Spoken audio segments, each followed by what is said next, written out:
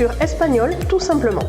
Je m'appelle Mirenchou, je suis professeure agrégée d'espagnol et j'ai créé le site leblogdespagnol.com pour t'aider à progresser facilement en espagnol. Si tu es à la recherche de ressources, d'astuces et de stratégies pour simplifier ton apprentissage et accélérer tes résultats, tu es au bon endroit. Dans ce podcast, je partage avec toi des outils précis et concrets pour t'aider à atteindre tes objectifs en espagnol dans la joie et la bonne humeur. Alors, installe-toi confortablement et c'est parti pour l'épisode du jour.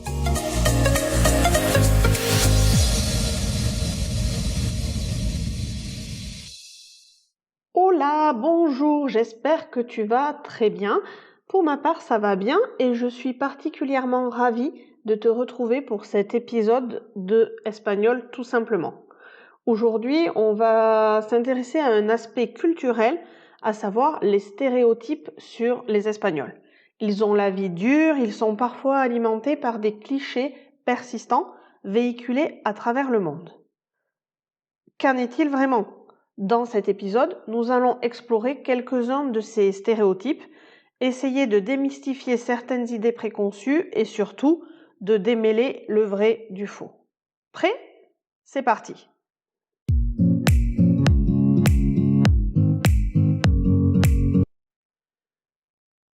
L'un des premiers stéréotypes qui émergent quand on parle des Espagnols, c'est le fait qu'ils soient fêtards et paresseux.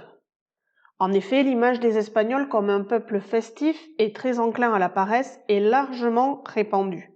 Selon l'imaginaire collectif, l'Espagne, c'est la fiesta, la siesta et le farniente. Pour le côté festif, on ne peut pas démentir. De mon expérience, en tout cas, les Espagnols sont en effet réputés pour leur joie de vivre et leur sens de la fête, on y reviendra d'ailleurs un peu plus loin dans cet épisode. Par contre, pour le reste, c'est vraiment différent. Concernant la sieste, ça relève du pur cliché et cela n'est vraiment pas justifié. Si tu veux plus de détails à ce sujet, j'avais publié il y a quelques mois un article complet sur le blog.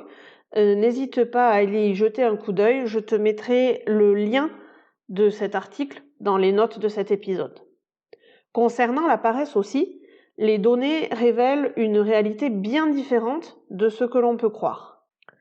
Mieux encore, les Espagnols travaillent en réalité plus longtemps que la moyenne européenne et aussi plus longtemps que les Français. En effet, une étude publiée en décembre 2023 par l'Institut Rexecode sur la base de statistiques européennes a démontré qu'un salarié à temps complet en France travaille 65 heures de moins qu'un salarié espagnol sur l'année. Cette enquête souligne d'ailleurs que cet écart est stable depuis 2005. Alors, on peut se demander pourquoi cette perception erronée concernant la productivité des Espagnols. Leur rythme de vie unique, caractérisé par des horaires de travail décalés et des pauses déjeuner prolongées, peut probablement en partie expliquer ce cliché.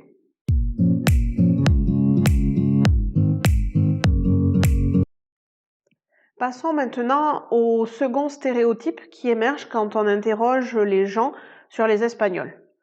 Le cliché suivant le plus répandu, c'est qu'il y a du bruit et que les Espagnols parlent fort et vite.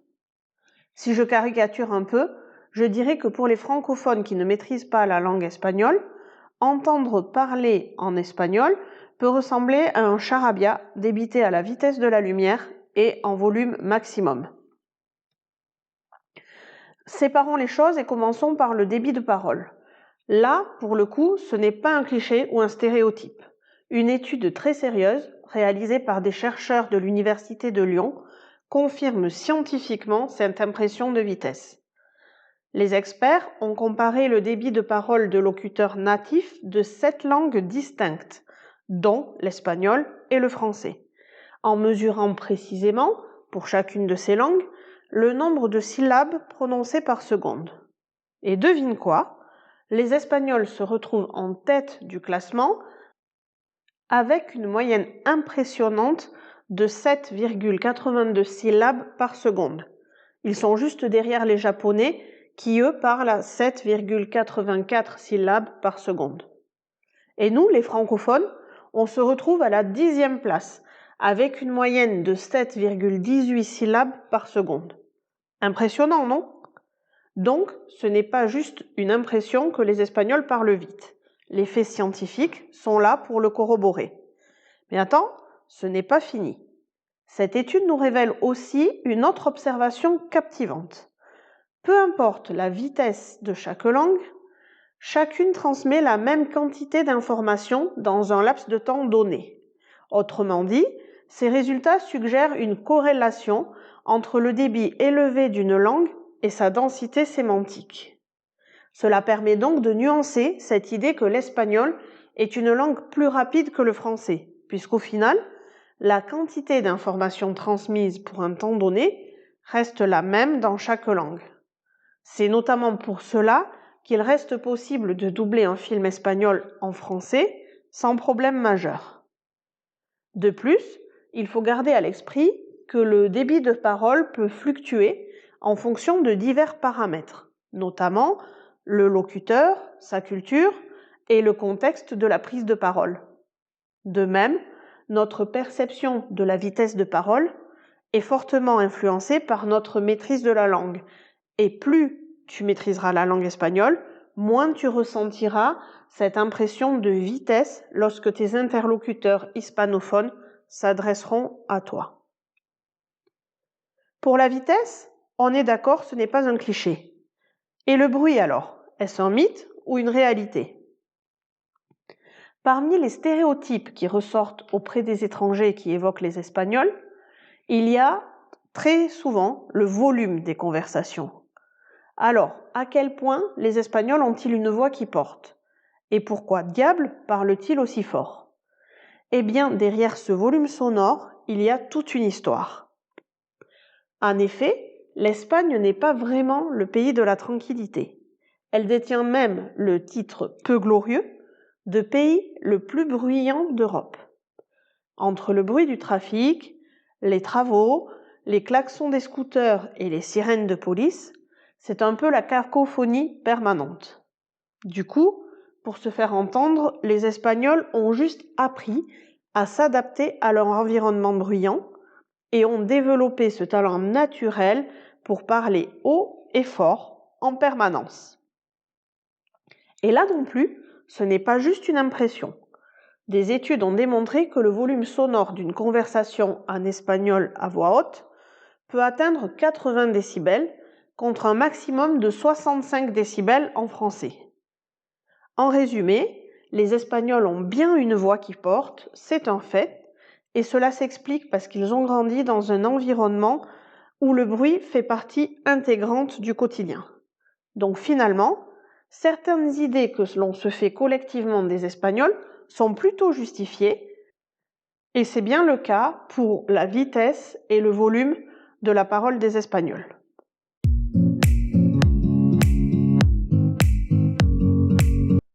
Le troisième cliché qui ressort mondialement lorsqu'on parle de l'Espagne, c'est le pays des taureaux. Il est fréquent, lorsqu'on évoque la péninsule ibérique, d'avoir l'image du pays de la corrida ou de l'aficionado au corrida, et c'est l'un des stéréotypes sur les Espagnols les plus répandus. Creusons un petit peu cette idée. Le taureau, c'est l'animal que l'on associe naturellement à l'Espagne, et ça remonte à loin. Au 1er siècle avant Jésus-Christ, le géographe grec Strabon a défini la forme de la péninsule ibérique sur une carte comme une peau de taureau étendue. Et le taureau se pose aussi comme un symbole de la nation. Des taureaux en bois, survivants de publicité pour la célèbre marque Osborne, bordent encore les routes espagnoles de nos jours. Ce taureau est un véritable symbole national en Espagne. Par extension, pour les étrangers, l'Espagne est le pays des corridas. Et oui, c'est vrai que la tauromachie est profondément enracinée dans la culture espagnole, surtout dans des régions comme l'Andalousie, où ça a presque un statut d'institution. Pour autant, ce n'est encore pas aussi simple que ça en a l'air. Alors que certains la considèrent comme un élément important de la culture espagnole, d'autres critiquent la corrida pour sa cruauté envers les animaux et s'élèvent contre cette tradition. En Catalogne et aux îles Canaries, par exemple, les corridas sont même carrément interdites. Finalement, si on résume, dans le pays, la tauromachie trouve ses plus fervents partisans, mais aussi ses détracteurs les plus fermes. Et il est important de reconnaître sa complexité et les différentes perspectives qui cohabitent à son sujet dans la péninsule ibérique. Si tu veux des chiffres qui montrent ce paradoxe, accroche-toi. Selon un sondage de El País, 60% des Espagnols disent ne pas apprécier la tauromachie. Mais au contraire, 57% désapprouvent son interdiction. C'est pas fou ça? Ça montre que l'Espagne n'est pas juste une carte postale figée, mais c'est bien un pays vivant, en mouvement, avec des opinions qui évoluent et des traditions qui se redéfinissent perpétuellement.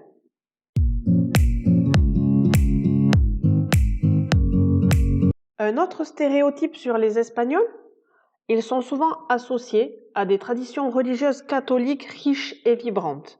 Et l'Espagne est souvent perçue comme un pays profondément catholique, avec ses processions de la Semaine Sainte et ses diverses festivités liées au Saint Patron. Ces célébrations colorées et passionnées font partie intégrante de l'identité culturelle espagnole et sont souvent ressenties comme un reflet de la profonde religiosité du pays. Alors, cliché ou réalité? Eh bien, derrière ces images emblématiques se cache une réalité religieuse bien plus complexe. Contrairement à l'idée répandue selon laquelle l'Espagne est un pays profondément catholique, la diversité religieuse y est bien plus étendue. Bien que le catholicisme reste la religion prédominante, puisque 70% de la population s'en réclame, seuls 13% des Espagnols sont réellement pratiquants. De nombreuses autres croyances sont également pratiquées, reflétant la pluralité culturelle du pays. Enfin, 25% de la population s'affirme athée ou sans religion. Il est important de reconnaître cette diversité religieuse pour mieux comprendre la société espagnole dans toute sa complexité.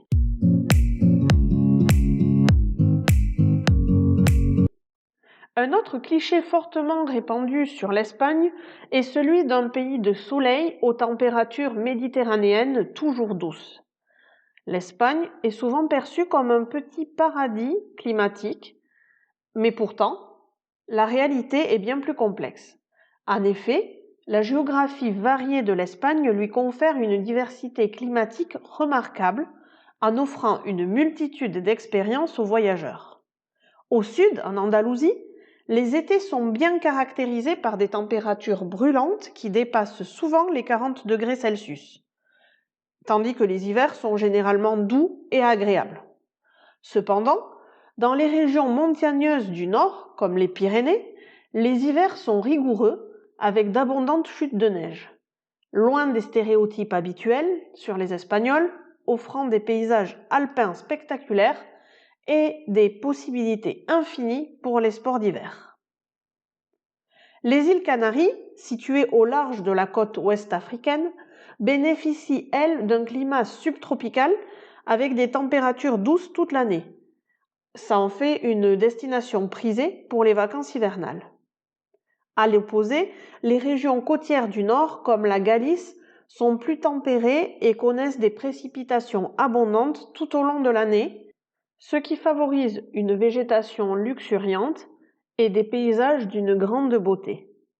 Cette diversité climatique influence profondément le mode de vie des Espagnols et façonne également leurs traditions et leur culture régionale. Les habitants des régions côtières sont souvent associés à une cuisine riche en fruits de mer et à des festivals marins colorés, tandis que les régions intérieures sont célèbres pour leurs fêtes traditionnelles, leurs plats copieux à base de viande, comme par exemple le cocido madrileño. Ainsi, la variété des climats en Espagne contribue à la richesse et à la diversité de son patrimoine culturel et naturel, faisant de ce pays bien plus qu'une simple destination touristique ensoleillée.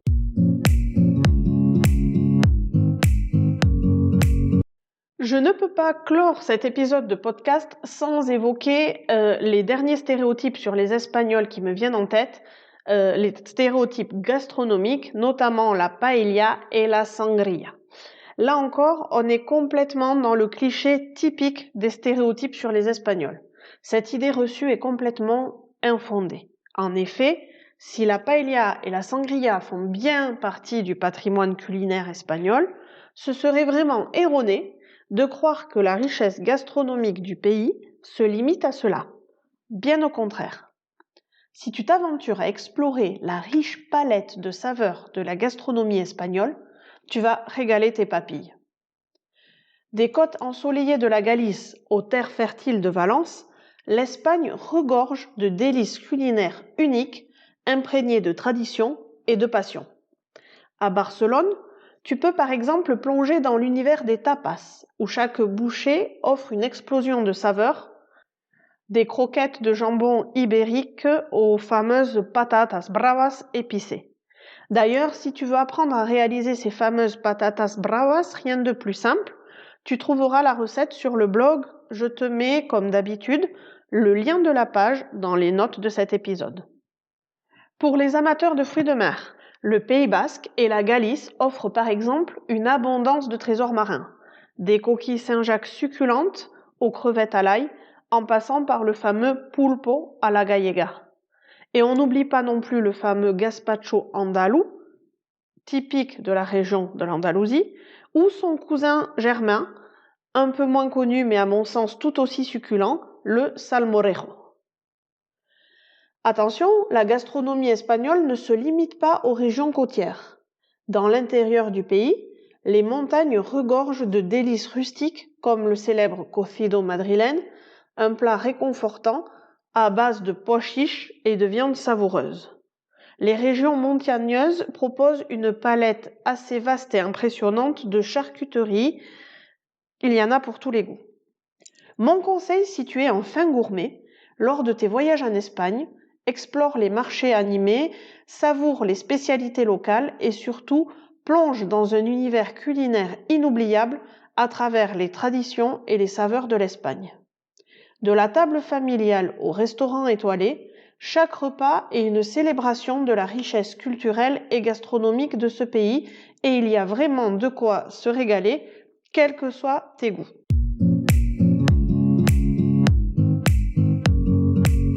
Et voilà, c'est sur cette note gourmande que se termine notre épisode sur les stéréotypes sur les Espagnols. Nous avons démêlé le vrai du faux des stéréotypes les plus fréquents sur les Espagnols et j'espère avoir rétabli quelques vérités.